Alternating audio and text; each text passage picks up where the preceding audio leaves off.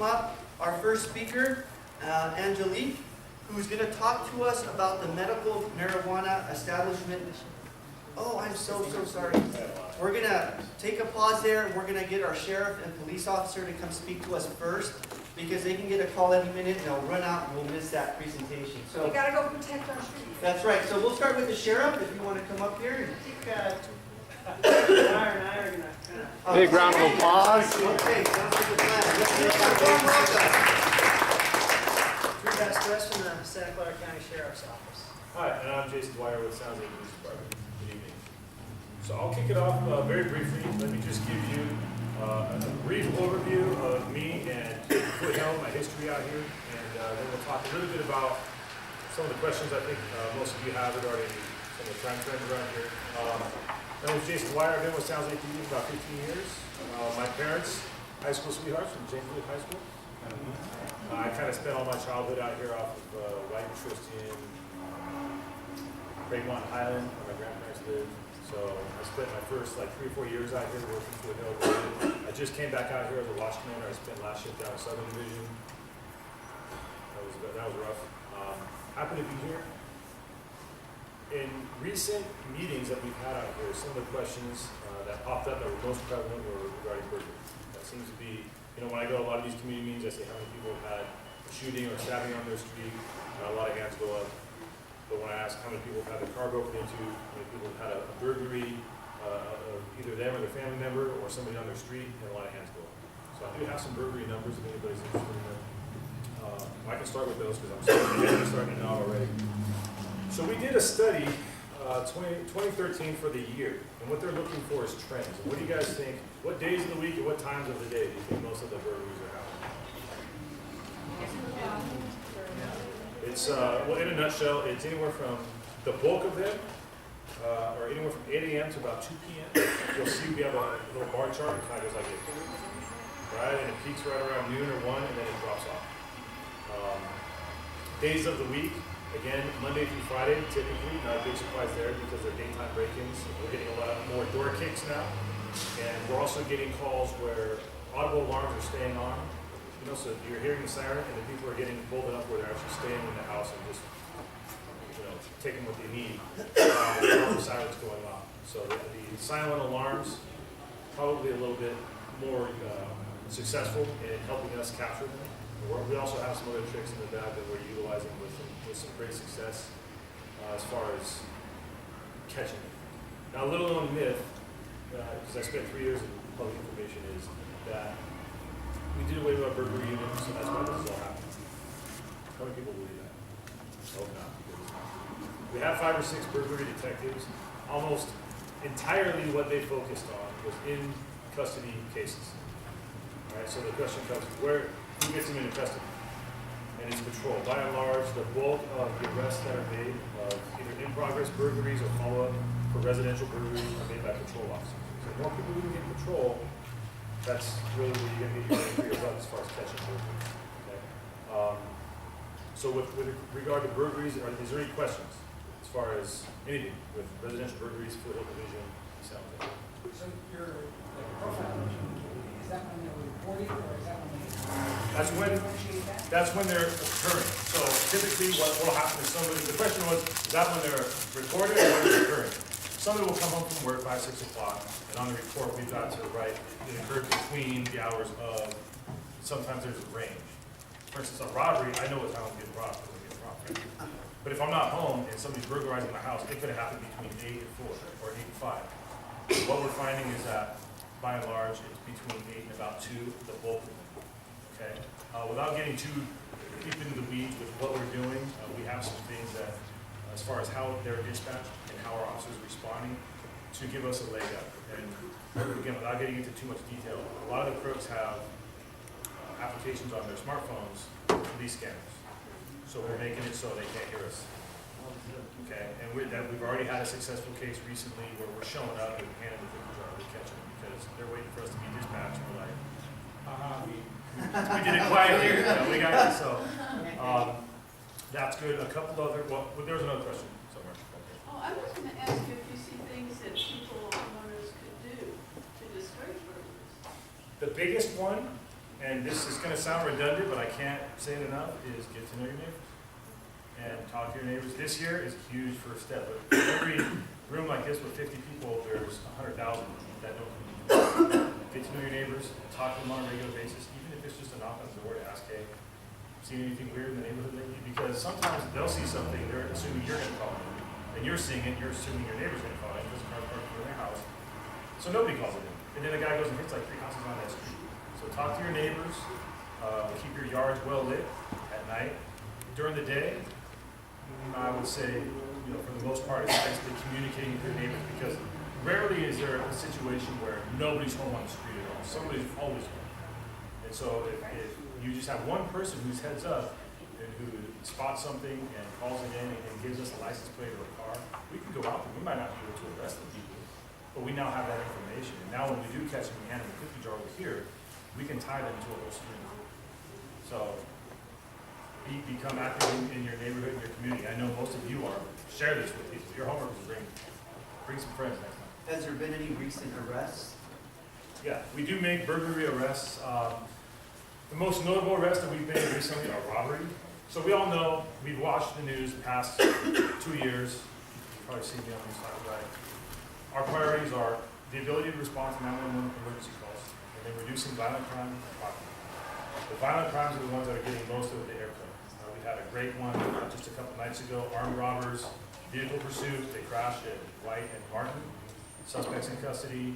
I supervised one Saturday night, 4 armed robberies off of King Road, all of them involving guns. In one, they were escalating. So a 57-year-old lady gets gun shoved in her face, gets her personal property taken. The next guy, same thing. The next guy gets pistol whipped. And then the final guy, they lay down on the ground, they try to shoot him in the head. And the 4th robbery, one of our officers spots the car, we get in a 17-minute vehicle pursuit. We end up chasing them down to the area of downtown. We get 2 out of 3 suspects, both guns, and the 3rd suspect we got the next night, and they're all in custody. So those are great cases, but those aren't burglary cases. Burglary cases, our biggest bang for our buck, you're going to get them 2 ways. One, I keep using that term, you catch them in the act. And that's us getting there, and that's where response time becomes extremely important, because the quicker we can get there, you know, if I'm a burglar, I'm concerned with 2 things. One, time on target. I want to minimize the amount of time that I'm there, so nobody sees me, nobody, you know, gets heaped up, and just getting what I can carry. Right, so I got to quickly go through the house and get on the person if I'm on board. If I'm in the car, I don't know, I make a couple trips. So as far as burglaries go, you know, they're not as public. They're not publicized as much. We put out our blotters, so occasionally you will see burglary arrests, but not a lot of people know about them. You go to sjpd.org, read the blotters, and you'll see good, notable burglary arrests. If you go to sjpd.org, they're actually in the process of revamping our external website. But there is a tab there for press releases and blotters. If you read the blotters, you're going to see entries that sergeants make talking about great arrests like that. They do put burglary arrests in. So you're not going to see those loud and proud out there all the time, but we are making them. The bulk of the arrests for burglary are being made as it happens, in progress. And it usually involves multiple suspects running different directions, a large perimeter, very labor-intensive, manpower-intensive calls. A couple hours, we search, we find somebody hiding in the backyard of the bushes, and you know, multiple items of discarded property from the burglary, we're able to tie them to. So, just again, the disclaimer, the biggest bang for your buck that you're going to get when it comes to burglary suppression is patrol. And secondly, the other thing that we're doing that we did away with a couple years back, which was probably not the best idea, but you know, we had to do what we had to do to follow the military restraints, was get rid of the TABS. Is everybody familiar with TABS? So TABS is an acronym. It stands for Truancy Abatement and Burglary Suppression. What they found years and years ago, actually while I was in high school, because believe it or not, I got picked up by a TABS program because I was cutting school. And what they found was daytime burglary rates plummeted when we started rounding up all the truants that were cutting school. And so right now, I actually have some data on that. We started up our TABS program again, to be pleased to know. Currently, we are going to deploy 3 to 6 units, 3 to 6 units citywide. They're going to look for truants, respond to burglary and in-progress burglary calls. They're also going to provide home visits for parents and schools. Believe it or not, there is a correlation. Those home visits pay dividends because trying to get those kids to program and stay in school.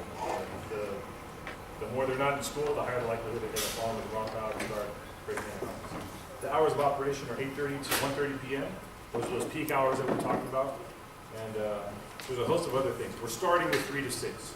That number could go up depending on the needs in each division. So that coupled with what we're doing in control, with our dispatch protocols and whatnot, is we're stepping in the right direction. But again, it goes back to people just being vigilant and calling it in as it happens. Because if you're waiting and you're thinking, if you're asking yourself, should I call? We already know that, right? You should call. And that's what's going to put us where we need to be quick enough to catch. Any other questions? I think we're gonna have to limit the questions a little bit, guys. We have to give the sheriff the time to say, and then we've got a bunch of other presentations. So I just wanted to be fair to everybody that's here. So do you want to? Unless you have some more to report out. Oh, could you stick around a little bit later for those other individuals that want to ask more I'll be questions? available in the back. Okay, perfect. I'll be brief. I have another neighborhood watch actually started at 6:30 over off of McKee, but I'll echo what Lieutenant Dwyer kind of said as far as you getting to know your neighbors. You're the ones that are going to help us catch these people, because when they see the marked unit coming driving down the street, they split. It's you being nosy and finding out who your neighbors are and who should be in those houses and who shouldn't be. So if you see something suspicious, call us. That's what we get paid for. That's what you pay your tax dollars for. As far as stats in our area, we did have a prowler that was caught on surveillance off of Chula Vista. Hispanic male adult, and he was just kind of working in conjunction with a female suspect. Never made it into the house. I think they tried to get in there, but he did have a handgun in his hand. So keep in mind that burglars are dangerous. They don't want to get caught, and they'll do anything at all costs to not be apprehended. So keep that in the back of your mind when you're reporting this stuff. Don't take matters into your own hands unless your life is at risk. You can call us, and we'll get out there as soon as we can. We're still having a lot of vehicle thefts. Wintertime is big time because people get comfortable, right? They start up the cars out in their driveways, they turn on their heater, they go in, make their coffee, and they come out and their car is gone. I don't know how many times I have to go over this at these meetings, but sometimes we enable these people to get in the car and take off, and we'll find their car a day or two later. So make sure you lock up your vehicles, or if you're going to warm up your car, be close by so you can monitor foot traffic in the area. We've had some residential burglaries, 3 off of Meadow and Buckner. I know I was working New Year's Eve night, and there was a door kicked in, a front door kicked in on Rose. We didn't have any units because it was New Year's Eve, and I ended up going with my captain to do the search of the home, and there was blood evidence there. I don't know if it was the dog that was in the backyard or it was human, but we ended up doing DNA samples on that and we submit those. I don't know if anything's come back from that. But they had an alarm system and they didn't have it engaged for whatever reason. So if you're going to step out for an hour, go to the store, don't get comfortable, set your alarm, you can always turn it back off. It's a false alarm, at least we come out there, scares off the crooks sometimes, the search of the house, and it's not a big deal. McVeigh and Fleming, we've had 2 residential burglaries over there. So no suspects apprehended in these cases as of yet. We did have an armed robbery at the 7-Eleven, McKee and White. And I believe these might be the liquor store robberies that San Jose caught that night, because I know our helicopter got involved and was helping out San Jose with the apprehension of those. I want to say that was like a month ago. I know you said this. You guys got a big pursuit a couple nights ago and apprehended some people, but that's about all I have to report. Any questions? I have a question. If I speak, who can give me a ticket at CHP? Among CHP and the sheriff and the police, who can give me a ticket if I speak on the city street? Anybody can give you a ticket on the city street. I just had an argument, so anybody can give me a ticket. On the county street, anybody can give me a ticket anywhere. We don't work the freeway, but if we see you speeding on the freeway, we can stop you and give you a ticket on the freeway, yes. I just wanted to clarify that. Certainly. Quick question about the mailboxes. I understand a lot of taking that to Identity theft, wise? No, mail theft. deal. but they're one and the same. Yeah. People that are breaking into your mailboxes are doing so to do one of two things, either profit from what's in the envelope, whether it's a check, but either way, it involves fraudulently presenting themselves as you, which is identity theft in the first person, or filling out applications, which is identity theft in the second person. Either way, get a lockable mailbox, and I've had my mail stolen in South San Jose, caught the guy, but yeah, it's not a good feeling. You can put, actually, somebody can cut a hole into your metal thing, and it has to get locked, so you don't Yep. have to buy it extra. That's the cheap way to do it, but it certainly is better than nothing.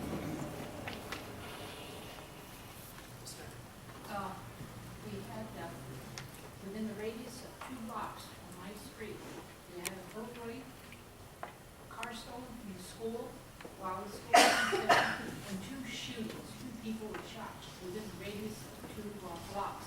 Now, are you gonna, this is San Jose jurisdiction, are you gonna be putting more police on now? I mean, I feel very concerned about What this. street, man, do you live on? Lindale and Westboro. Ah, Westboro, we just had a shooting. Right. Yeah. That is definitely a hot spot, and I don't know that that particular shooting was gang related, but it is a known gang neighborhood. Yeah. It's already on our list of hotspots. Yeah, but on Lindale, this was the first teacher in Lindale School. Right, I don't know that you could connect the shooting with the Oh, violent no, crime. I and mean property 3 crime. different incidents, what I'm saying. Right, yeah, it's definitely a hotspot. And so when I say hotspot, it falls on the priority list of not only patrol officers when they have free time, but the gang suppression officers, the officers that are actually working overtime shifts. So one of their check boxes is to go out there, circulate, to spend a little time in doing visual deterrence I in that can see neighborhood. that. I mean, Yeah, once you it's the same. we never had crimes except this last 2 years. And I don't know if it's a changeover, because the San Jose PD is short of help, because we had no problem, we had the shirts, but then I'm not saying that's because of the reason, but they had more people. I'll certainly make sure that, as I have 4 sergeants that work for me in Foothill, and I know the sergeant is responsible for that area, and I'll make sure that that's on their priority list. And I'll go out there myself. If you see a Chevy Tahoe drive down the street, that's Just don't speak. All right, let's give them a hand, you guys. Let's give them a hand.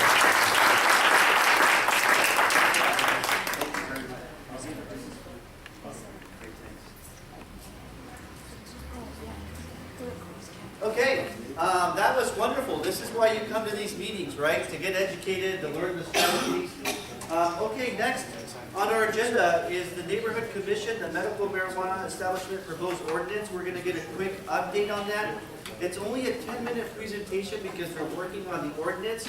Once the ordinance is complete, we want them to come back and give us a full presentation. So with that, I'm going to pass it over. Good evening. My name is Angelique Gaeta. I'm with the City Manager's Office in San Jose.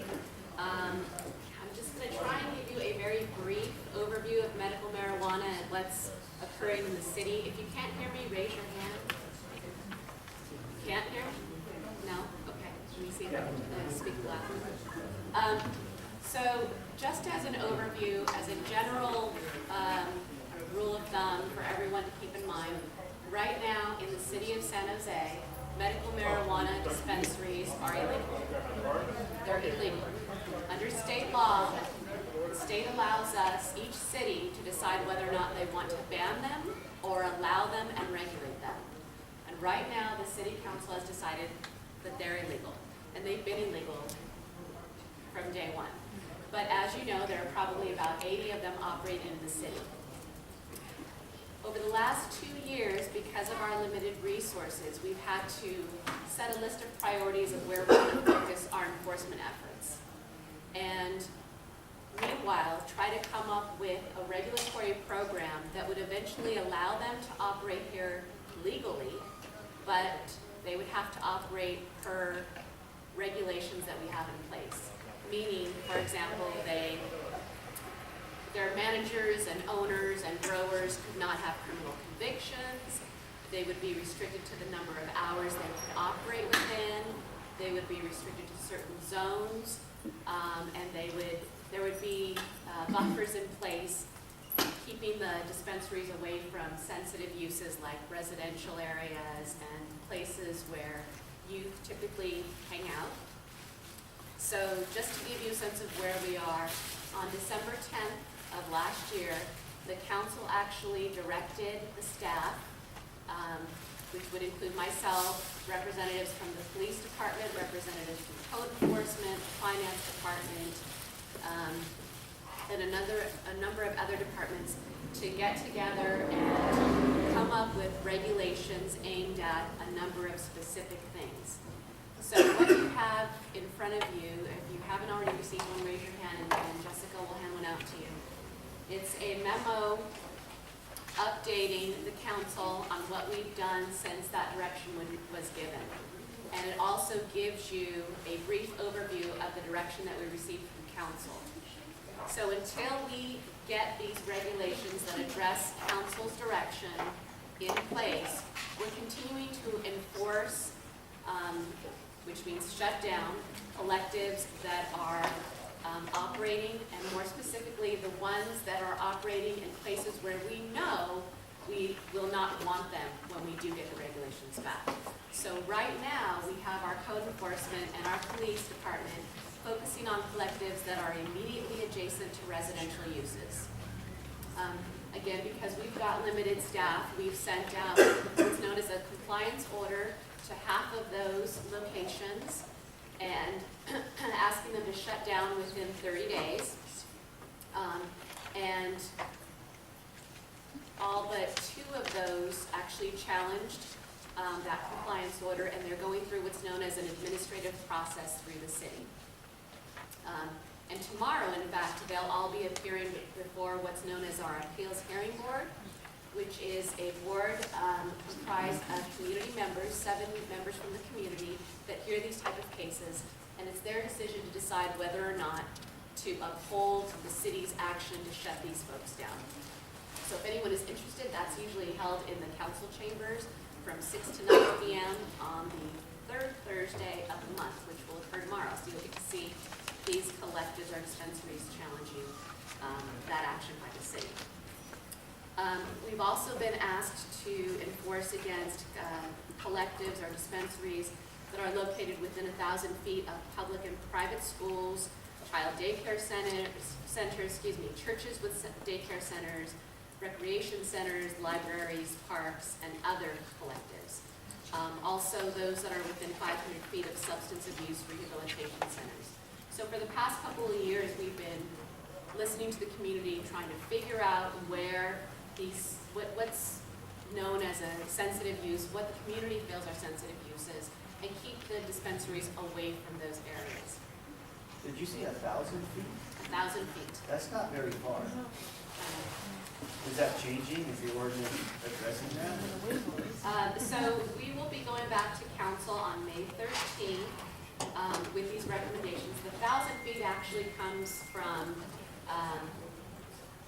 the federal sentencing guidelines or enhancement guidelines. As you know, marijuana, regardless of the way you use it, is still illegal under federal law. Their focus, because they too have limited resources, has been on those dispensaries that are within 1,000 feet of places where you congregate, because those type of factors are taken into consideration when they're sentencing marijuana drug trafficking establishments. So that's where we came from, trying to be as consistent as we can in terms of what the federal government is doing with enforcement, but recognizing that the state of California is in a position where they want to allow the medicinal use of marijuana. The city of San Jose is also in that position, but regulated and strictly regulated. So we're trying to keep all of these different opinions and positions in mind. If you take a look at some of the attachments to the memo, you'll see there's an example of a compliance order of what that looks like, what we've sent out to the neighborhood, or to the dispensaries that are operating in the neighborhood. You'll also see attachment B as a list of the dispensaries that we recently sent those notices to. And then finally, I think most important for this group, on a local level, to pass regulations that are basically local laws. You go before the council and you have them pass what's known as an ordinance, which contains all the regulations that you want in place. There's an alternative process where citizens like yourself can try to get a bunch of folks to sign a petition. It's called a local initiative, and you can get that on the ballot and potentially compete with what our city council is trying to do. That has occurred in this instance, so a local initiative has been filed, and the proponents of the initiative are trying to get enough signatures to make it onto the November ballot. What I've tried to do to help educate the community is do a side-by-side comparison with what we as city staff have been directed to do and what the initiative does. And if you go to the last attachment to the memo, which is attachment C, you'll see the differences there. And the reason I did that is because I'm hearing a lot of feedback from the community that they're being approached in grocery store parking lots or wherever the case may be with someone asking them to sign a petition to do this, that, or the other. And there's a lot of misinformation about what that initiative does. This tells you what it does and what it doesn't do. So for example, the council asked us to look at proper zones for collectives to keep them away from sensitive uses like residential and places where you congregate. The initiative doesn't talk about that at all. It just says we need to have at least 50 dispensaries. Something you want to keep in mind if somebody approaches you and says, please sign this, you'll be helping someone with cancer. They're not giving you the details. So this will help you do that. And you may decide after reading through the comparison that you like what the initiative does, you think that the council direction is too strict, and so you would support the initiative. And that's an option for you as well. My job is just to make sure that I educate the community, get the information out there, so you know what you're potentially voting on or what you're potentially supporting. Some of the other big ticket items that I would point out to you to keep in mind would be, for example, the direction from the council was that we require every dispensary to have security. And if they have security, and they're going to be armed security, that they're licensed to the appropriate agency and they identify themselves to the city of San Jose. The initiative doesn't require security at all, nor does it discuss how that security should function. Something a lot of folks have told us they're concerned about. The council also directed us to make sure the dispensaries have an on-site representative, an on-site community representative that would respond to any complaints from the community or from neighbors. And the initiative doesn't do that. So our goal, given the council direction, is not to decide whether or not medical marijuana is a good idea. Our goal is to make sure that to the extent it's allowed by our city council, that it's done in a very responsible and safe manner with regards to not just the community and the neighbors, but also the consumers. So we looked at things like child-proof containers that marijuana should be contained within. If you walk into a dispensary, most dispensaries have some of the product in actually see-through containers. Or Jessica and I just went to a dispensary the other day, and I sort of gasped that in this plastic bag was that you could see through was a number of very brightly colored gummy bears that contained marijuana, that if I had left at home, my daughter might think is something that she can eat. So these are the type of protections that we want in place to make sure that didn't happen. So just to give you an overview, if you read the memo, you read the attachments, and you have any questions, please feel free to call me or email me or reach out to Jessica. We're happy to answer your questions.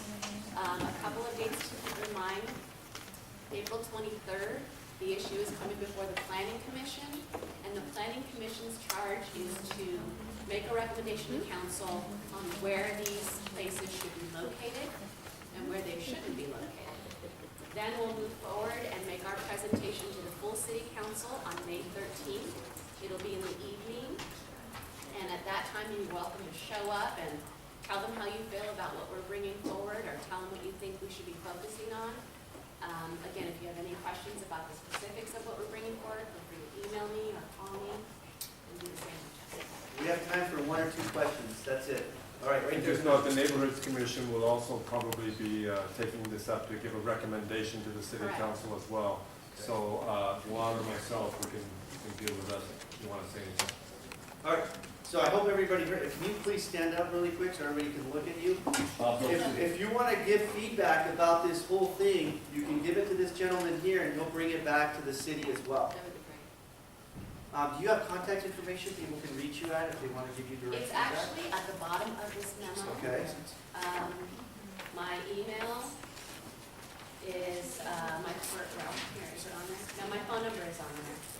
So you can call me, I'll call you back. You can call me and leave me your email, and I can forward you documents that'll help educate you and let you know what's going on. Okay, one more question? Right there in the back? I was wondering, these compliance orders, these letters that are going out, are they going to property owners or are they going to the collective owners? They are actually going to property owners and the collectives. They only go to the collectives if the collective happens to also be the property owner. But they are going to both, so we are getting feedback from the property owners, and they're obviously a little bit nervous about what's going on. Oh, On, okay, she slipped one in. We're gonna have to make it quick. okay, so on Elmore Avenue, they have a new marijuana place. Are the windows supposed to be blocked up? Well, so that's one thing we would want to include in the regulations, so that it's not, the marijuana isn't visible. Oh, yeah, From the there's a street. leaf up there. Oh, yeah, that's not bad. Okay, let's give her a hand, you guys. Thank you very much. Okay, next on our agenda is Habitat for Humanity. There's a Dorset neighborhood project going on. And we have Hannah Garza, the Community Outreach Coordinator, here to give us a quick presentation. Let's give her a hand. Hi, good evening. Good evening. Oh, I get two good evenings. Good evening. Thank you. How are you? Stay away from gummy bears. So if you can give me just 1 second, I have a PowerPoint for you guys. Sorry to keep you waiting. I didn't want to interrupt any of the other presentations. Okay, while she's doing that, I read through this article that they passed out on the medical marijuana. I advise all of you to read through this. There's some really amazing information, especially when you compare the initiative and what the council's trying to do. One thing that I read that stood out is the initiative wants a council to make the decisions, and there's going to be 11 people on that council, and 6 of them are owners of the Medical Marijuana Cannabis Club. So they'll have the majority right out in front in this thing.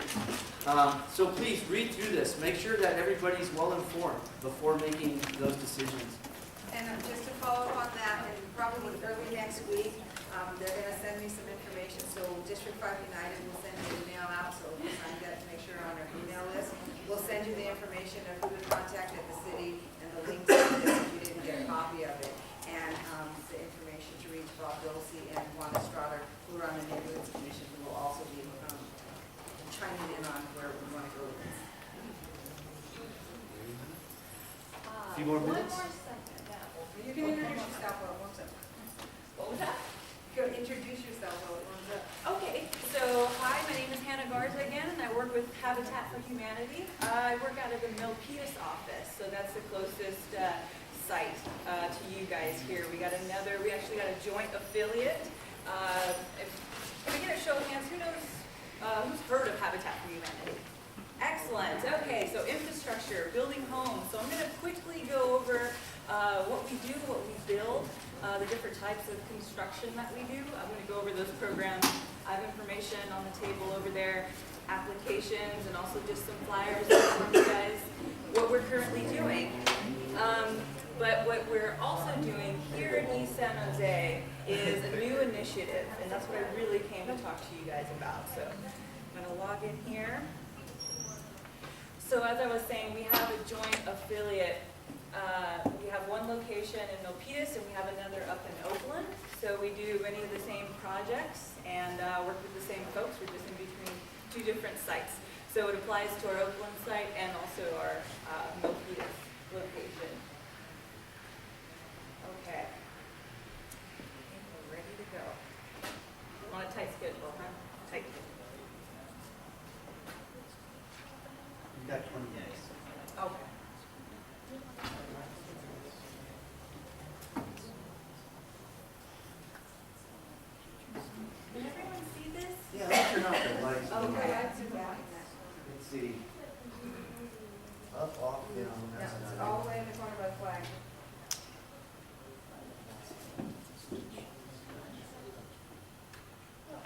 ones. How is that?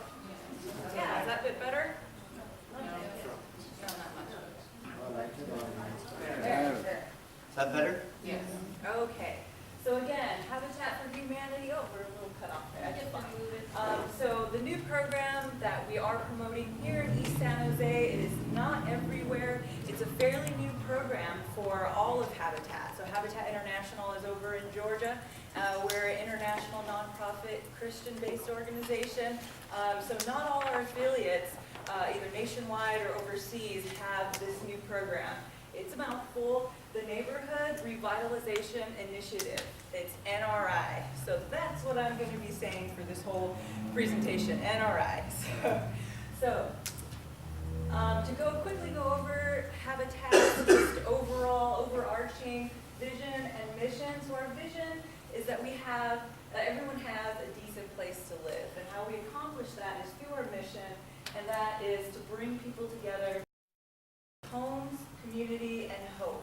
And as I was saying, our two locations, Milpitas and Oakland, that is called I want to first cover who we serve. So we cover 3 different counties, Alameda, Contra Costa, and Santa Clara County. So it's East Bay / Silicon Valley. So that's actually what our affiliate's called, Habitat East Bay / Silicon Valley. So first we're going to go over the 3 construction programs. So our first program is our repair program. Right now, our repair program is not funded annually. It's more spotty, unlike these other 2 programs. So a repair program is for homeowners, and we apply for funding. If we get granted that funding, we choose a smaller pocket location within our 3 counties to serve. So that way, the folks in that pocket can receive the best quality service and higher funding to repair their homes. So a repair program, we've chosen East San Jose to launch the repair program to kind of go hand in hand with NRI. So right now the repair program covers up to $15,000 per household. You have to live in East San Jose. We're also covering a bit of veterans as well. So, but that's a different story. So we're now serving East San Jose area for our repair program. We're taking applications. Our other 2 programs, I can explain more in detail if you want to come up to the table afterwards, but I'm going to try and hit this timeline here. So the other 2 programs we have is our renovation program and our new construction program. So renovation is basically we inherit a home, we buy a home, and we flip it, like those home repair shows or home makeover shows. That's a renovation program. People are eligible to apply, and they apply and they can move into a new home. So it's basically a flipped home. New construction, we buy the land and build ground up. So we build the home from scratch. So it's a brand spanking new house. You can fill out application, go through the application process, and be deemed a new home. So those are our 3 programs. Really quickly, I'll show you a couple pictures of all 3 of them. This here is over on Terrelin. We just wrapped up this house. This is when it was under high construction. So this is considered a major home repair. So I'm just going to go right through our programs, repair, then renovation, and then new construction. So this is a major home repair. We actually were re-roofing, and on the next slide you can see that. So this is us re-roofing. So repairs can range from roofing, we can do fencing, we exterior painting, we weatherize homes, so we replace windows and doors to save on electricity. This home was actually worked on, President Carter, he came down in October, early October, and was able to lend a hand and build, also with the First Lady. Moving on, this is a renovation. We actually inherited this home. It's a Victorian home. It's over on 13th and Gilliam here in San Jose.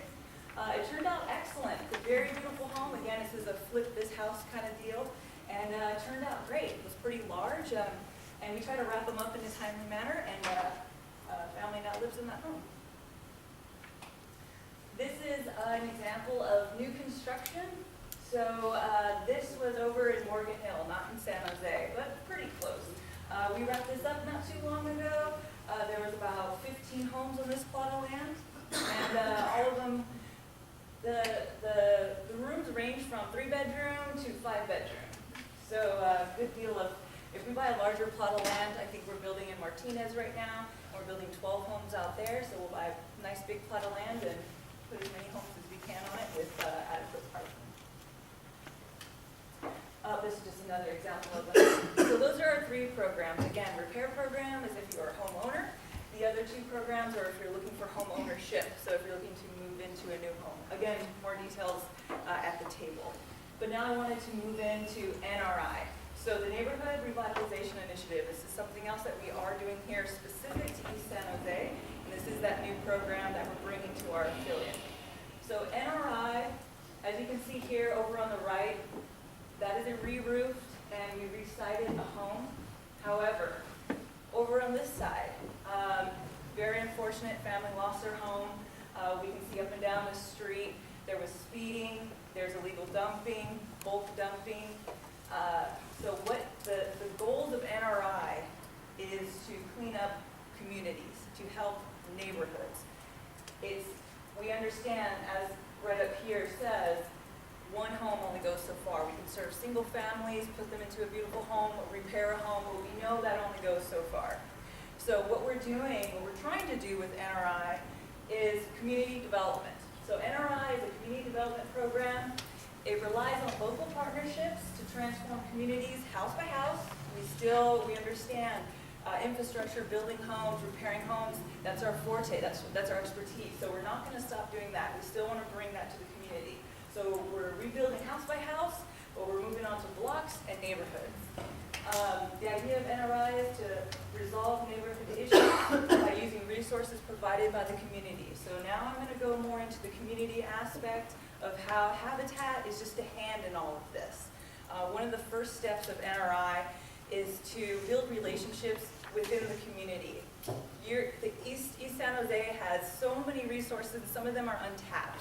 So what Habitat is going to try to do is come into East San Jose, well, we've been here for a little while, build communities, whether it's with local organizations, schools, other nonprofits, the city, the county, and be able to gather all the resources and really start making change in East San Jose.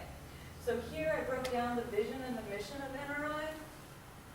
Oh man, it really got cut off. So the vision is to revitalize these neighborhoods and make them vibrant, safe, and inviting places to live. The mission, which is how we're going to do that, is to serve more families by responding to community needs. So I believe I have a most simply slide in here. Was that my most simply slide? No, it wasn't. So I'm going to break it down in easier terms. Basically, I think I passed it up actually. It's a community, this is most simply. Community development. So that's what we're really trying to aim for. Once you end up starting to explain NRI, people will get lost. Habitat wants to be a spoke in the wheel, as you can see here. So NRI really is about gathering community resources. Habitat, our services can only go so far, so we want to be able to be a part of the change and help aid in the organization of the change. So as you can see here, transform communities, there's Habitat, and all these other sources and groups can contribute to transform communities. So what are we looking to accomplish? We've been in the community, specifically District 8 and District 5, for several months now. We're trying to listen to the residents, see what's going on, see what residents are struggling with. And so we came up with a list of some prime issues here. One is public safety. 2 is neighborhood aesthetics. So public safety, lighting, traffic calming, we have a lot of speeding, crime prevention, neighborhood aesthetics, the bulk waste and the blight seems to be one of the biggest issues. So a lot of dumping, couches, mattresses, and things. Youth and team development, there's several others. This list was pretty extensive, but these were our top 5. So just to give you an idea of what we can bring to the community with the community's help, is what other affiliates have actually accomplished through this program, through NRI. So one thing, as I said, we're going to continue to do is to remodel and to build homes here. Other things that other affiliates have done is build transit stations. So whether they repaired them or built new ones from scratch. They've created community gardens, community parks and recreation areas, so playgrounds. They've launched anti-graffiti campaigns. And traffic calming measures, this is something that I personally find important and that I'm hearing a lot. And just recently, I'm going to the Dorsa, the Hillview Association meetings and other meetings in the area. So this is just a small map of something that we're going to want to bring. I think the city just recently brought back speed bumps. So speed bumps are easier to install than traffic lights and even sometimes stop signs, and they're pretty effective. So putting in speed bumps or medians here are something that we're looking to possibly do, especially around schools. And NRI can also support local businesses. So this is a mechanic shop, and it was a bit tattered before, but we did some repainting, some cleaning up. I believe we did exterior work, and so we're able to bring the mechanic shop a little back to life. So that is NRI in a nutshell. Is there any clarification, any questions? Yes, sir, in the back. Yes. In the green? Yes, please, one question. So Habitat for Humanity will be combined with the county and the city of San Jose? Yes, so we have fairly strong ties to Rose Herrera's office and also Javier Campos. So yes, so we're working primarily in District 8 and District 5. So we do have city relationships. So So city you and have to county. qualify for that, or I'm sorry? you have to qualify for? Yeah, so there are some qualifications for our home ownership and home repair programs, but with NRI, that is just something that we're coming in. I personally am spearheading it, so I'm going to a lot of the community meetings that are happening and listening to folks and trying to partner with other community coalitions and launch projects from there. So it's starting within the community. Sir, did you have a question in the back? Is there one more question in the back? Sorry. Oh, in the black there? Yeah, you know what, in our neighborhood, we found that a lot of our seniors were being abused and the houses were falling into disrepair. And they were being abused by family members, selling drugs out of the house, marijuana, coke, crack, okay? Now, if you don't address that, I don't care how much paint you put on a building, it's not gonna work. Now, we had our last FBI drug raid in our neighborhood. It took 2 years to get this house out of there. But that house is now up for sale again. They took it away from that owner, and we don't have any problems. But you have to take care of the seniors, and by doing that, that means you have to make sure that they're safe from their family. It's a sad thing to say, but it's the truth. Right. So we understand, like I said, NRI is efforts to help in the community safety and protection. I know we rely on PD and also the sheriffs to do that. We're also trying to build partnerships with them as well, because we understand helping them enforce patrol better, or at least get information to them to let them know where the hot spots are by listening to you guys. We're just another means of communication. So thank you so much, sir. Yes? Are you going for home ownership and for the refinancing to fix up homes? Are you looking at providing the zero interest loans yourself, for example, or places like Neighborhood Housing Services Silicon Valley, which that's their aim, that's their goal, to be able to do just that? Right. So all loans are through us. So we do provide no-profit loans, no money down, and we actually tailor monthly payments, so mortgage payments, to the family's income. And we strive to make it 30 to 35% of their monthly income. So we don't go any more than that. Some folks are spending 60 to 80% of their monthly income on their mortgage payments, and we do not want to do that to anyone. So we're looking at that 30 to 35%. Okay, one more And question. it has to do with what you just said. That family that's living in that nice Victorian home, how did they manage to do that? Was it only for $150,000 this house, or was it an $800,000 home? How did that work? Was it a rich family, a poor family? No, so we target, definitely not rich. So we target, there's actually income levels that you have to meet. So we target low to very low income families. If you do not reach that, or if you go over that income limit, you do not qualify. So we do target lower income populations. So who got into that I actually don't personally know the family, but, No, not who, but how rich were, how much money did they make or something like that? Were they poor people that got in there? That's Do what- you have the limits really quick?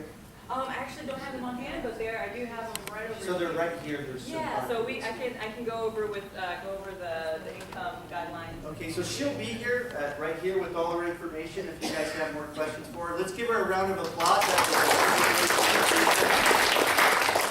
Okay, we're gonna move ahead here. Next presentation is for VTA, Alum Bus Rapid Transit Project Construction. And we'll have 20 minutes for Kathleen to give us her presentation. While she sets up, and then maybe we could, we have a time for another question or two for Habitat. Yes, real quick. Right, so, I'm very quick, but, okay. My main question was, I was under the impression that the homes were actually free. Yes. So they're not actually free, they are, tailored to how much the individual makes, or the individual family makes. Yes, so that is a common misconception. Habitat does not give away homes. We are,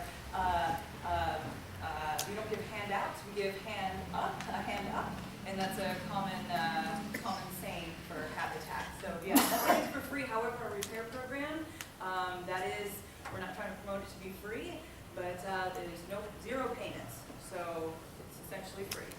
That's a repair program. How does one volunteer to be part of Habitat for Humanity? I also have information on that. We have an entire department that's dedicated to our volunteers because they're everything to us. A lot of our programs run solely off of volunteers. So, but everything is contracted. We have architects, we have contractors. A lot of the work is done by volunteers. So I have information about that as well. So please, volunteer. Oh yeah, Yeah, definitely. that would be awesome. Get involved. Thank you so much. Yeah, no problem. She'll I'm be- a speed talker. I hope you got everything. You did great.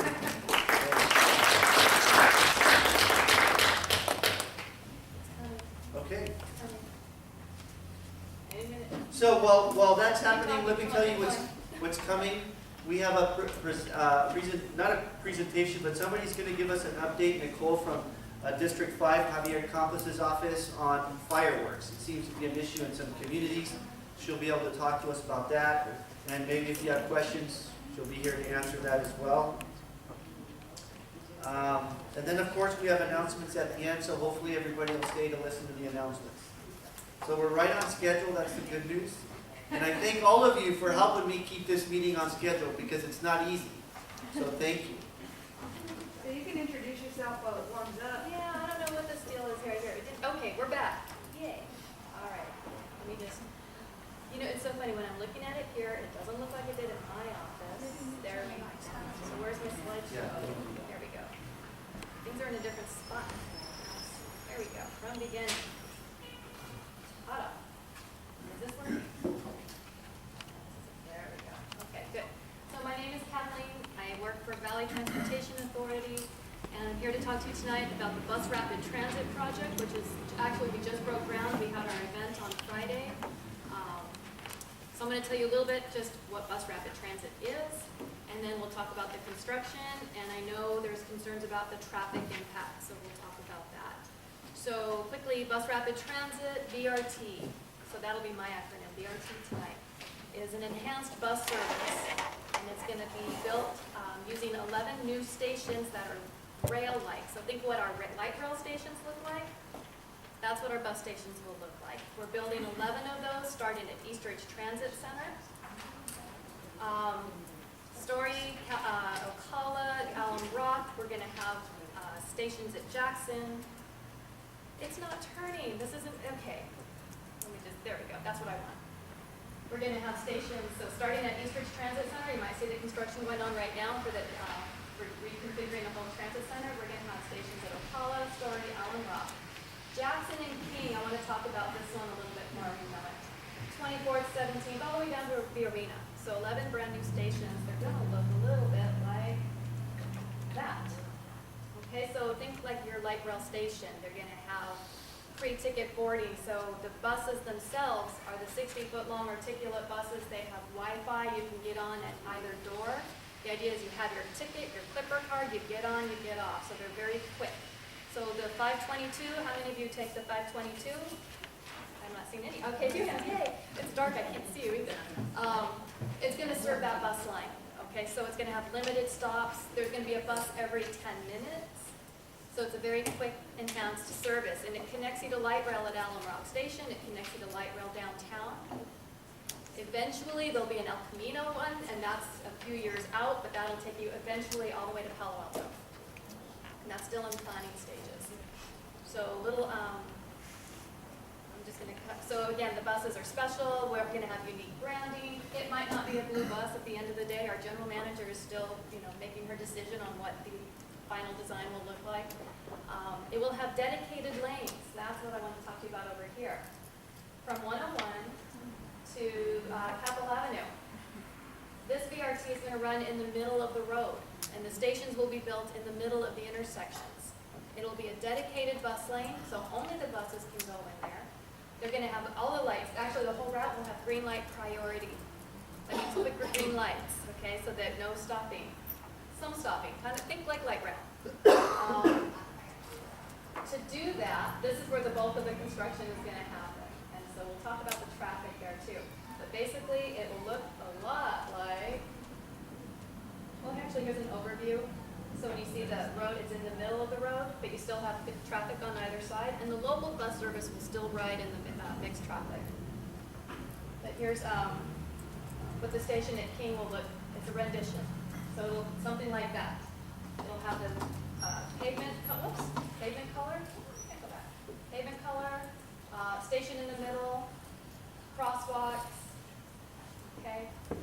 To do that, we are widening Alum Rock Avenue from Capitol Avenue to 101. During construction, all the parking on the side of the street will have to go. We need to use those lanes for traffic. And after construction, when everything is done, some parking will come back. What you're also getting, what's going to happen in this area, new street lighting, that hasn't been there in a long time. So sustainable LED street lighting, better lighting, whole brand new street. We're building pedestrian crosswalks where there aren't any right now at 34th, and this is all in Alum Rock, 34th, Eastgate, and Sharp. Okay, so right by the senior center, they'll have a safer place to cross. I think that's one of the real important ones. Let's see, what else? Okay, we're not removing any of the signals. So we're adding signals, we're not removing any. We're adding the pedestrian signal, so it makes it a lot safer. We will be eliminating the left turns at McCreary, okay, and that's getting from Alum Rock onto McCreary, but if you're at McCreary making a left on Alum Rock, you'll still have that one. And the reason why we do this, so some of the accessibility is going to change, but the efficiency is going to improve. So those people would have to just go to the next light, make a U-turn, and come back. So there will still be left turns at the signalized lights. They will be protected left turns, so they're not holding traffic up while they're waiting for their turn. Let's see, what else can I tell you?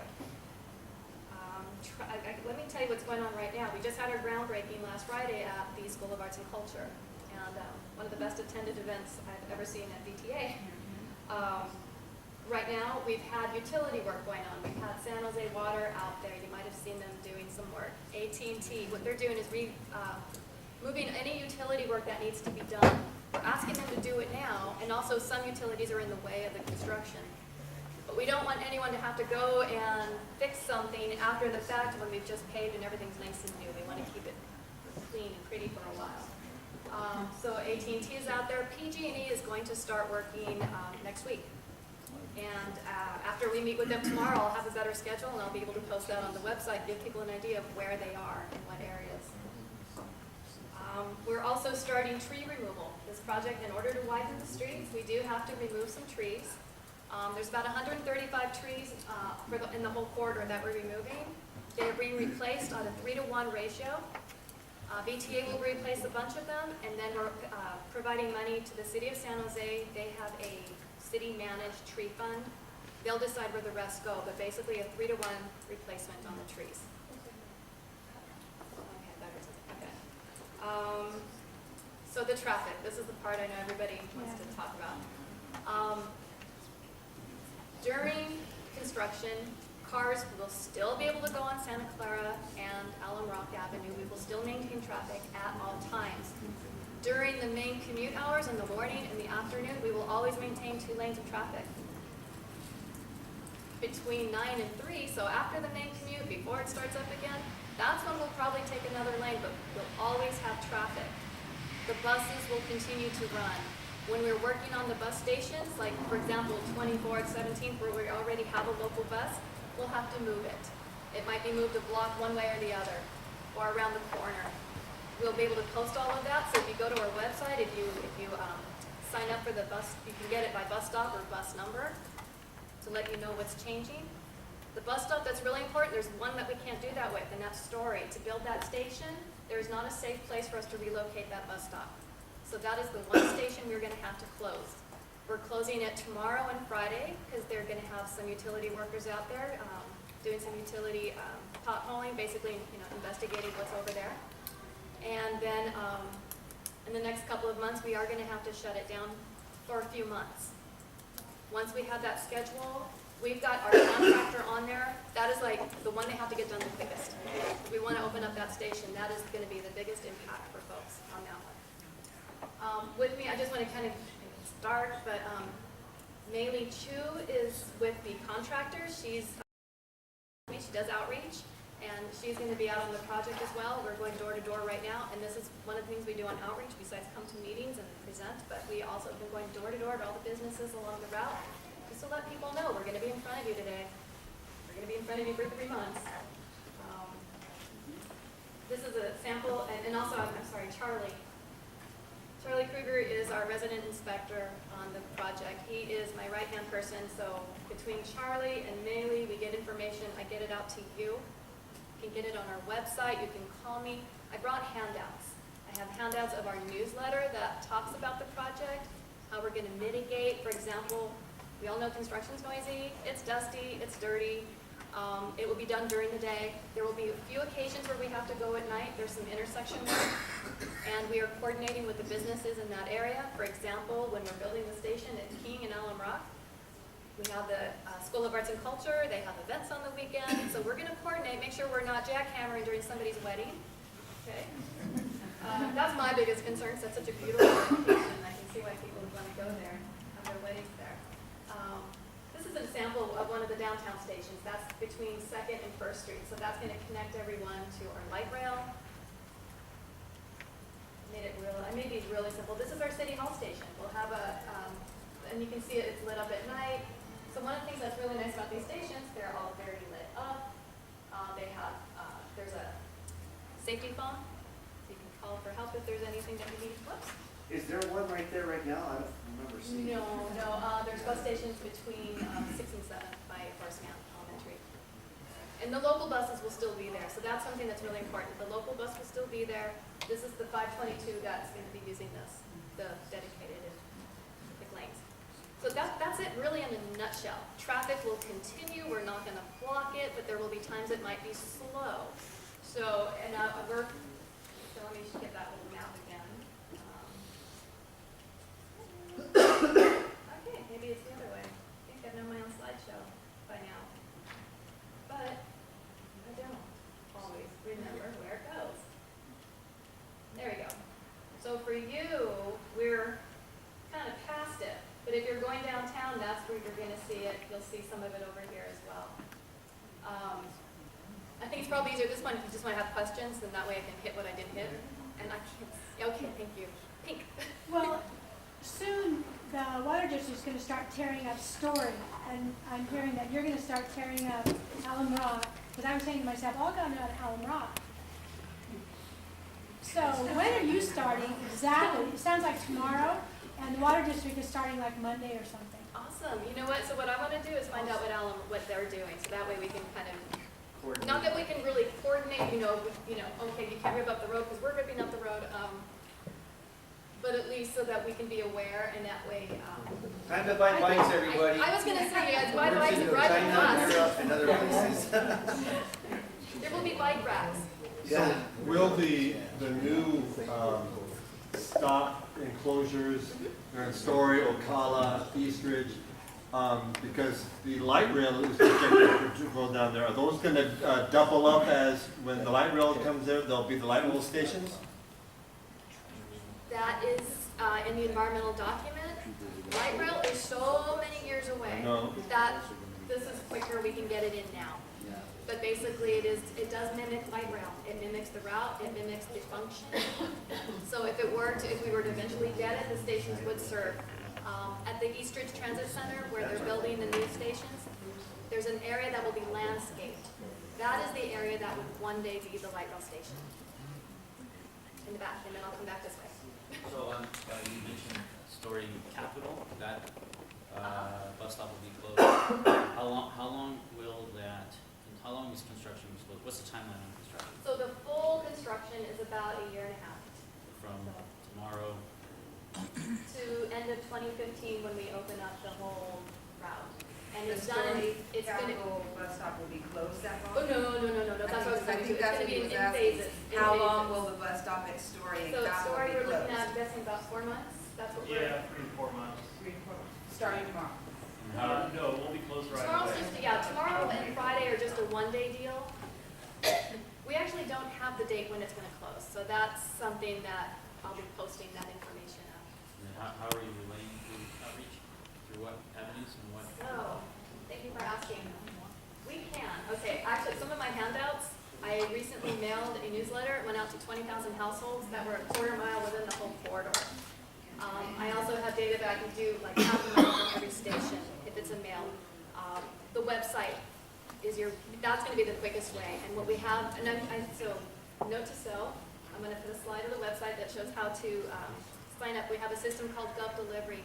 If you go to our website, you go to the page, Santa Clara, it's actually SCAR-BRT.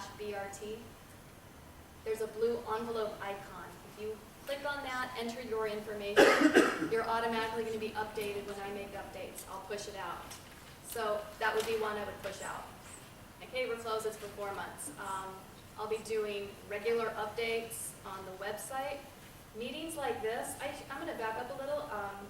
I think a lot of you might have heard we have a new general manager.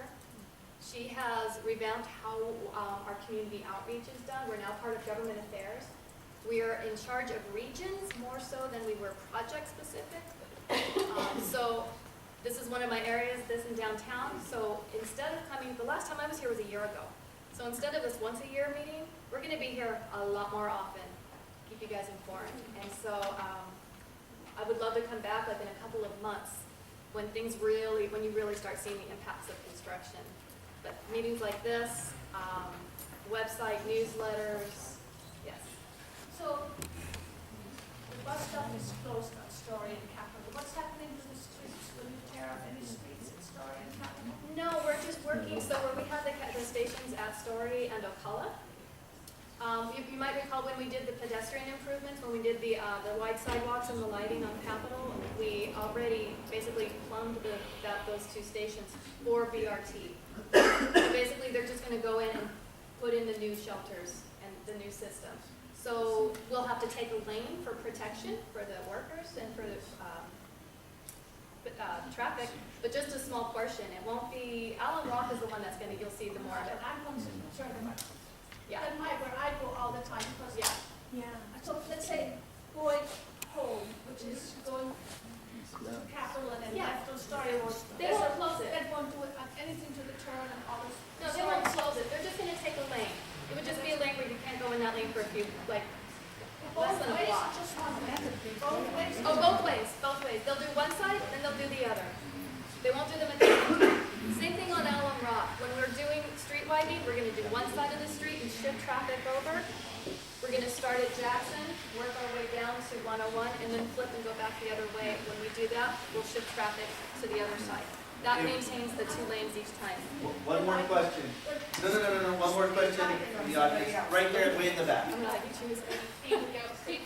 I'm struggling to see the map to just highlight where the bend is, where it turns left. Where the And lane then- is? The bend. That's The it, right bend, here? I mean, what is that? That is Capitol. Capital and Capital what? Avenue. So Capital. it's Alum Rock, it's right on Capitol Avenue, and then the down Capitol Expressway. Okay, and then my feedback would just be, when you're tearing up the roads, I mean, it's whatever it is, put a sign out saying delayed, you know? They will have that, thanks for There's bringing. been so much Yes. road work out here and no sign whatsoever. We're right? actually putting up the changeable message signs, the electronic ones that are on trailers. Yeah. Those are actually coming up in the next week or so. I think we're trying to get the date settled. We will have those. We've got, I have been, Maylee knows, I've been like, I want signage, I don't want questions. I've already seen the project signs go up, so those are up at 101, 680, and also we have a really good one over at the tower on, at the Mexican Heritage Plaza.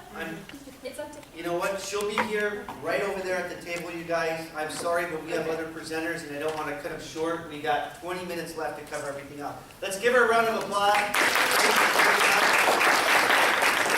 Okay, next on the agenda, we have Javier Campos' office, Nicole, to give us a quick update on the fireworks thing. How many of you guys have fireworks issues in your neighborhood? Okay, there you go. So my name is Nicole, I'm from the office of Councilmember Campos. I know we got a request from Juan to just sort of bring back the fireworks issue so you guys can get an update. So where we stand right now is we're still pushing for safe and sane. There are going to be 3 fireworks in the city of San Jose on July 4th. One at the Rotary, one at the Municipal Stadium, and then the Albany Lake Fun Festival. So the Rotary Festival is the bigger one that's coming back. It used to be downtown, for those of you who've been here for a while. That one is coming back and will be here this year. I don't know if it'll be something that continues next year, but for this year we'll have the Rotary fireworks. The fire department is also pushing for safe and sane. They'll be back on April 2nd at the city trying to get some legislation passed for safe and sane. What do you mean by safe and sane? So safe and sane would be no more of the explosive fireworks could be blown off without permits. So even sparklers would be outlawed under safe and sane. What do we call 911 then? What, the sparklers? So Call yeah, 911 then, because this happens in our neighborhood? you can call 911 now, but yes, the idea of the new legislation would be that all the dangerous fireworks would be illegal. But then there is. Okay. Any other questions really quick? Okay, Juan, over here. So just for clarification, because I think safe and sane weren't previously legal last year, and so they will be? Yeah, so what Okay. the idea would be they would add more regulations. Okay. And certainly then there'd be potentially more support to enforce those. So that's And the safe idea. and sane are the ones that don't blow up and they only go about so high and they just Correct. light up. Yeah, so they're quieter, they're safer, and there's no explosions, is my understanding. Okay. All right, guys, we have 5 minutes for this. Outside of the displays that you're having, like say if your neighbor's going by those and do them in their driveway, The safe or are and they sane? just for where you're gonna have the The fireworks? safe and sane are for like the neighborhood fireworks. The 3 big displays will be the classic fireworks. So that's part of the reason I think there will be 3 San Jose fireworks this year. You know, getting back to what the police officer said, the policing is gonna happen with yourselves in your neighborhood, you guys. Because there's not gonna be enough police officers to go find all these things. So get to know your neighbors, talk about it before 4th of July, and all of that kind of stuff. Let's give her a round of applause. Okay, quick update. Oh, sorry. If you have questions about fireworks or anything else, please call our office or email us, whatever is easier for you. And will you be around if people want to Yeah, ask you? I'll stay. Okay, she'll be here also. We have a quick update from Dave Cortese's office, really quick. Kathleen here. Laura. Good evening, I'm Laura McCabe from the Office of Supervisor Dave Cortese. I'm very excited to be here tonight and following up on the fireworks item. I'm excited to announce that our office is going to be a part of that effort to go downtown. The county actually is going to be part of the effort to support that downtown fireworks that the Rotary has put together. The county is putting forward $50,000 for that display in an effort to reduce, especially given the drought, to reduce the illegal fireworks. And an additional $20,000 will be used for education and outreach to inform people about the dangers of illegal fireworks and their use. So that's one announcement. Another announcement is at a recent meeting, Supervisor Cortese was able to have the county take a closer look at the crosswalks that are in the county areas and along county expressways to see where crossing guards might be needed, because although the county does contract with the city of San Jose to provide service at several schools here in Alum Rock, and then one in District 1. Although we do contract out, that hasn't been re-examined since 2001. So it was time to really go and reevaluate and decide. The city wasn't even using all the funding we were giving them, so it's time to go and reevaluate, decide if there are other county areas or county expressways that could use that type of support. And then I also wanted to announce that we are having our bus trip to Sacramento, and I wanted to invite all of you to join us. This bus trip is a great opportunity to take a free trip up to Sacramento. We talked to our legislators about our concerns about education. So, if you're interested in the schools, if you're concerned about what's happening with education, what's happening with your local schools, what's happening with funding from the state, if you want to, if you want to see arts come back and you want more funding for that, if you want music to come back and you want more funding for that, please join us on the bus to Sacramento. It's totally free. It's 6 a.m. to 6 p.m. on April 30th. We actually have a room where we sit, and then the legislators come in. They will come in and out and speak with us. So it's a really great opportunity to speak with your legislators about our concerns. Great, let's give her a hand. Thank you very much. Okay, our next presentation is co-presented by District 3 and 2 of the county. I don't know, I live in the county pockets. My sidewalks have all kinds of interesting hieroglyphics on there, and they're here to talk about that. They also presented maps of where they're doing all this work, and so if you guys can come up, we have Masood from the county who's going to present to us.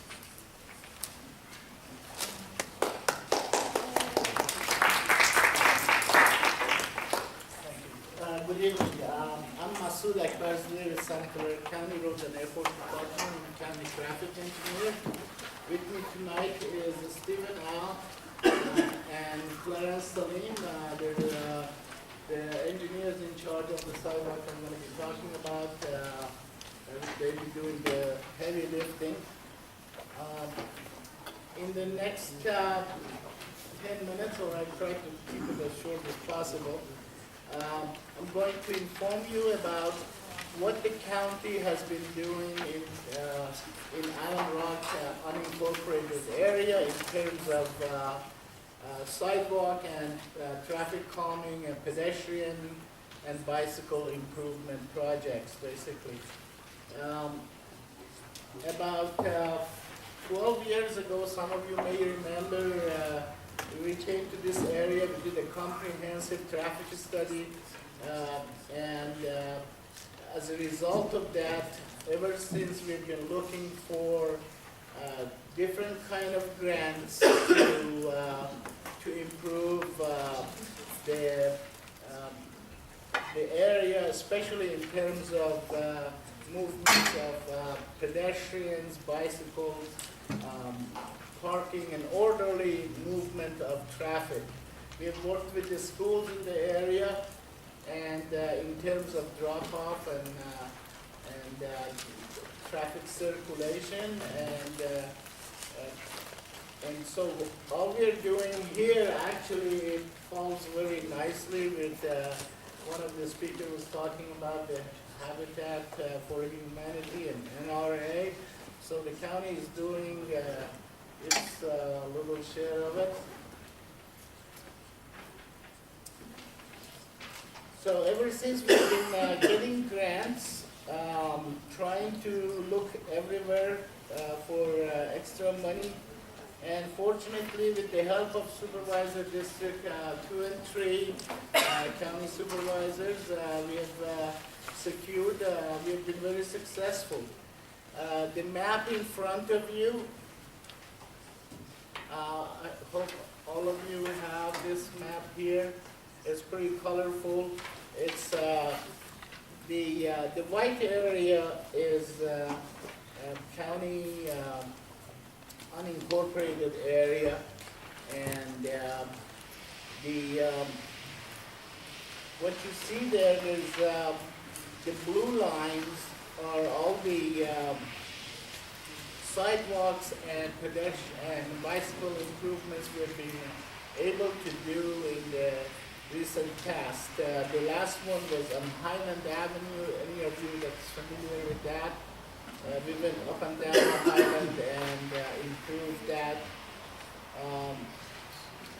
We have done it on McKee, on East Hills, Mahoney, and part of Alum connecting it to Megalita Creek pedestrian bridge. Those are all the blue lines represent those kind of sidewalks or pedestrian paths. The kind of yellowish, sandy, creamy color, I don't know how to explain it, that you see all over the place on most of the roadways, that represents our current project, which is a sidewalk repair project that is going on. Currently, it's about halfway done, and so it should be done in the next few months. And the purple, or kind of reddish purple color on the map is the areas that is targeted for new sidewalk. These are areas of missing, we're going to, if there are missing links, we're going to fill it. If there are areas that need new sidewalks, we're going to put that. With that comes curb and gutter and some other improvements on the pavement. If you look behind that map on the other side, you see all those roadways that we have targeted for this round of new sidewalk. These are our targeted roadways. We are not at this point sure if the money that we have available is going to cover every single one of them, but we are going to do our best to do so. We are going to hold a community meeting for the project and like to invite all the residents, especially of that area, or anybody else who is interested to attend. We have a sign-up sheet over there on that desk that if you would please sign up with your mailing information so that when we get the chance to, when it's time to invite you for that neighborhood meeting. And in that meeting, we're going to go in detail into the project, what exactly it's going to be. Just bear with me. So, generally speaking, what the improvements are going to consist of is that if, depending on how wide the road right-of-way is, if on the wider streets, there will be a landscape strip between the sidewalk and the curb and gutter. On the narrower streets, the sidewalk is going to be right adjacent to the curb and gutter. We'll be here after the meeting. We have some display back there with some pictures of some of the existing conditions and some of the ones that we have improved in the past. So you can take a look at that. And to answer your question,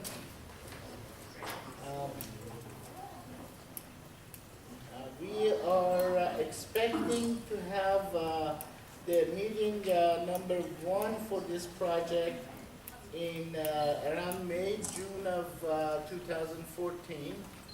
And we really like all the interested people to sign up for that, or sign up sheet. But we will mail out notices to all the affected area. Our second meeting will be probably in August, September, after the summer of 2014, after we get a chance to. The first meeting is to get feedback on what we're trying to do. The second meeting is to show you what we have come up with. And then we have to go to the grant agencies to get their approval and to get approved for construction. Hopefully, if that process goes well, we'll be in construction 2015. Okay, let's give them a hand, you guys. Over here, afterwards, questions. We're gonna move into announcements. I want to get you guys done by 8, and I'm on schedule so far. So we'll start with rebuilding together. Andrea?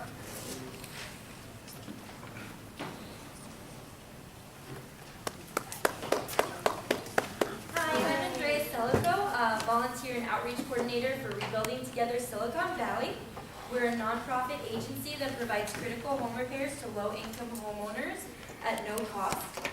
We have a few programs. Our Safe at Home program, which provides accessibility modifications for people that are elderly and disabled. We do modifications such as grab bars in showers, elevated toilet seats, half steps, wheelchair ramps, wheelchair lifts, all sorts of things. So our main focus is on the elderly and disabled, but if you meet our guidelines and you qualify, we will help you as well. We also have our critical home repair program, where we do critical home repairs such as repairing roofs. So if someone has a leak, we would go out there, have our contractor fix the roof. And then our rebuilding days, which occur twice a year, at the end of October and coming up at the end of April, where we have large groups of volunteers go out and target different homes. This year we've chosen 21 homes. Some of them are mobile homes, some of them are just standard homes. And we have groups of volunteers that vary from 10 to 30 people going out and doing all sorts of home repairs, anything from yard work to painting the exterior of a home, and as well as accessibility modifications. We also do work on nonprofits so that their funding can go towards fulfilling their own mission. So I'll be here to answer any questions if you have any, and I also have applications in English and in Spanish, as well as flyers in Chinese, Vietnamese, Spanish, and English, of course. All right, let's give her a hand. Okay, the last person to speak is from the Mount Pleasant School District, Gary Ackerman. Lori. Lori? I'm sorry, Lori. That's okay. Hi, I'm Lori Ackman. I'm Director of Personnel in Mount Pleasant School District, which we have 2 schools in District 5 area. And I just wanted to let you know, we are going out for a parcel tax renewal. We were really fortunate. We passed a parcel tax about 5 years ago. And with this parcel tax, we were able to keep open our libraries, buy more technology, hire intervention teachers for our students that need that extra help, keep class sizes lower. So we were able to do quite a few things for our students. So now we're going out to renew this because every 7 years you have to go back to the voters. It will not be an increase of what you're already paying now, the same amount, and there still will be the senior exemption. So those of you that are seniors and choose to take the exemptions, we get to see you once a year when you come down to the district. Please consider it. It's really important for us to keep things moving. This is money that's earned locally, so whatever Sacramento does, they can't take it from us. And we do have an oversight committee, and you're welcome to come to our board meetings.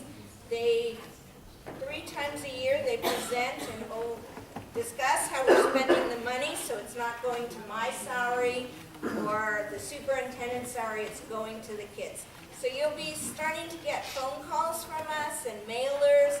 We'll be walking our precinct neighborhoods. So remember, we'd really appreciate if you vote yes on Measure K first. Thank you. Okay, one last announcement. I want you to look at that clock. We're 5 seconds ahead of schedule. That's not bad. I want everybody to please sign up so you can get all the follow-up information and know what's happening in our community. Thank you again for coming. And thank you to the District 5 United Steering Committee members who helped make this all happen. Johnny Lee recording, Gustavo Gonzalez, a wonderful facilitator, Jim Mesa, and Chris Clark. And our president right there.